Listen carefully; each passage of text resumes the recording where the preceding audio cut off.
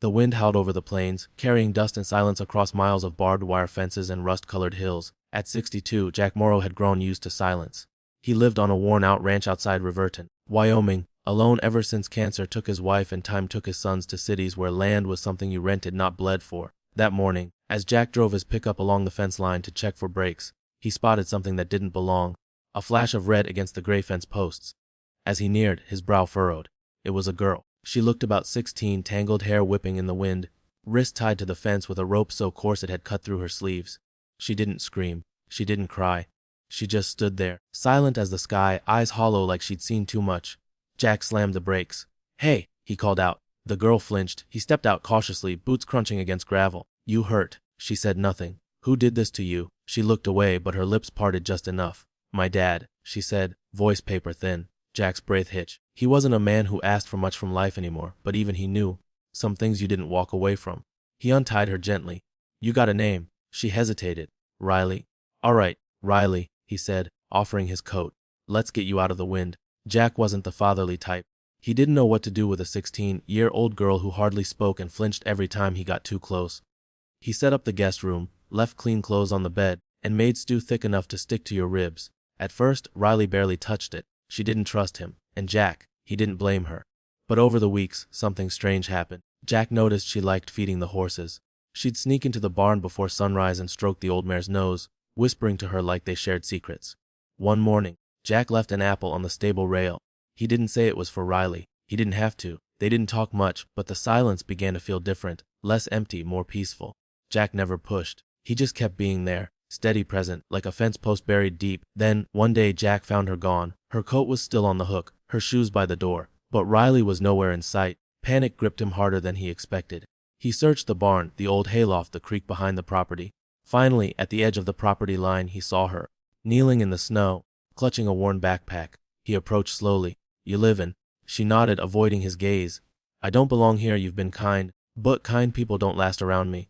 Jack crouched beside her.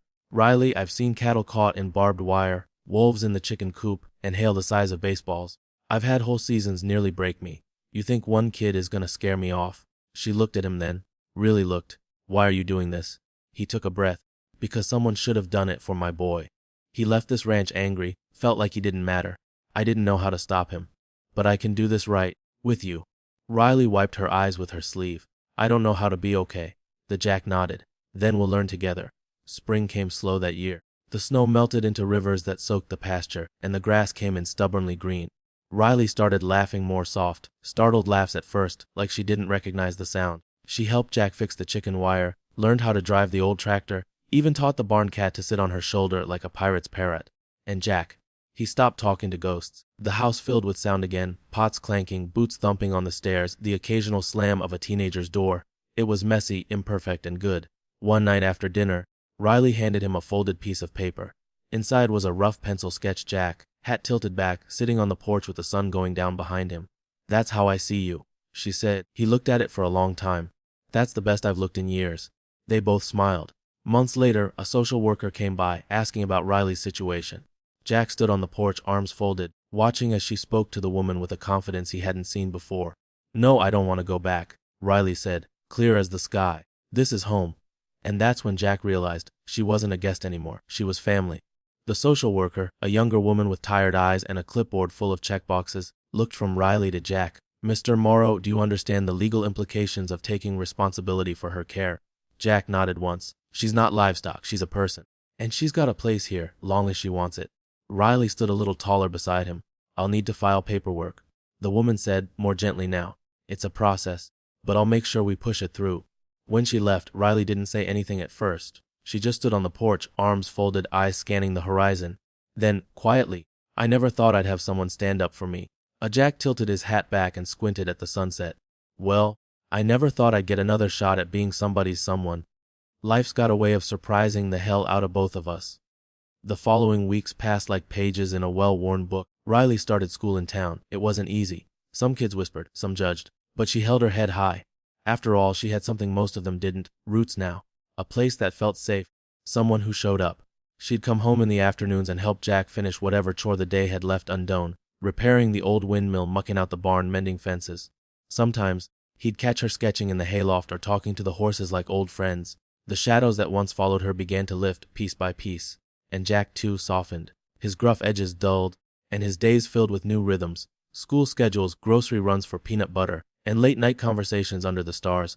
One evening over dinner, Riley asked, "Did you ever think your life would turn out like this?" Jack smirked.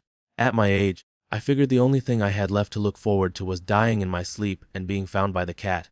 Riley choked on her laugh. "Morbid. Accurate." He shrugged, but then he looked her in the eye. "Truth is, kid, I didn't know I was still alive till you showed up." Her face softened. "I didn't know I deserved to be alive, till you didn't give up on me." The next spring, Jack took Riley to the county fair. She entered a few of her sketches in the youth art contest. When they announced her name as the winner of first place, she froze. Jack stood behind her, hand on her shoulder. "Go on, that's yours." She climbed the stage, eyes wide, the applause washing over her like something holy. Afterward, she turned to him. "That was the first time I felt proud. Not ashamed, not scared. Just proud." Jack cleared his throat, eyes suddenly too watery for his liking. "Well, maybe we both deserve that. Sometimes kindness doesn't come wrapped in a bow. Sometimes it's a tired man opening his home to a scared girl. Sometimes it's a quiet meal, a fixed fence, a moment of trust. And sometimes it's two broken people building something unbreakable, a ranch, a family, a second chance, for Riley, for Jack, for anyone who's ever needed a place to start again. And in a world that too often forgets how much good can come from a simple act of compassion, this ranch, tucked between wind and sky, stood as quiet, steady proof you don't need to be perfect to save someone. You just need to show up and stay. That summer, everything bloomed. The lilacs behind the porch came in heavy and sweet. The calves were healthy, the fields thick with wild grass. But more than the land, it was Riley who changed. She laughed louder now, didn't flinch at loud noises. Her shoulders, once always hunched like she was expecting a blow, now moved freely when she ran, worked, or danced barefoot on the back porch to old country music Jack said was older than dirt. Still, healing isn't always a straight road. One night, a thunderstorm rolled over the hills, sharp lightning, deep thunder that rattled the windows. Jack found Riley curled up in the hallway, knees to her chest, shaking. He didn't ask why, didn't try to fix it. He just sat beside her, back against the wall, and waited. After a long while, she leaned into him. Not a word passed between them, and none were needed. In early August, a letter arrived. It was from Riley's father. Just a few lines, handwritten and scrawled in uneven pen. "I heard she's still with you. She won't last. She never does. You'll see." Jack read it once, twice. Then without a word, he fed it into the kitchen stove and watched it burn. He didn't tell Riley. He didn't need to, because Riley wasn't that girl anymore. A week later, she showed Jack a portfolio, a stack of sketches and paintings she'd been working on all year.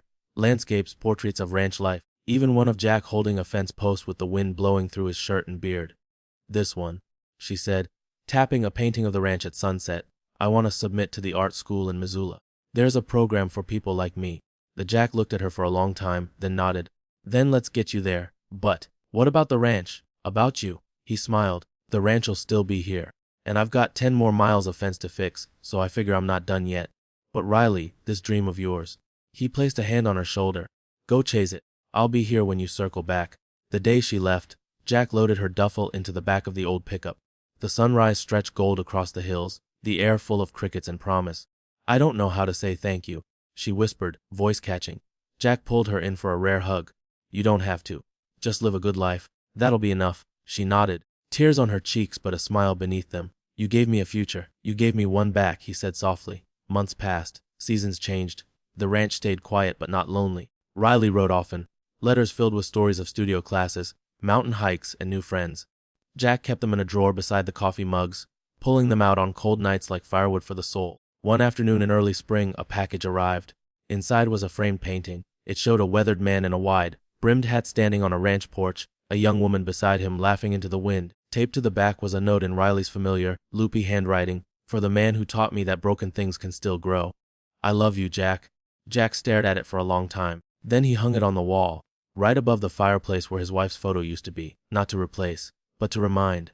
That kindness isn't just a moment, it's a seed. And if you're lucky, if you're patient, it'll grow into something you never expected. Something strong, something beautiful, something that lasts. Out there on that lonely stretch of Wyoming land, something extraordinary happened. Not with fireworks or headlines, but with quiet mornings, shared meals, and second chances. A weathered rancher who thought his best years were behind him. A teenage girl who'd been discarded by the one who should have loved her most. And the unexpected bond that grew between them. They saved each other. Not with grand gestures, but with presence, with patience, with the simple decision to not give up. Jack didn't need to be perfect to be the father Riley never had, and Riley didn't need to be flawless to be loved. She just needed someone to stay, and Jack did. Long after the fences were mended and the snow melted, the story of that ranch lived on, not just in letters and paintings but in the hearts they touched. Because sometimes, the most powerful rescue isn't about pulling someone from the edge. It's about standing beside them quietly until they believe they can step back on their own. That's the power of kindness. That's the strength of compassion. And that's the kind of story the world needs more of. Fade out with gentle guitar music, wind brushing over prairie grass.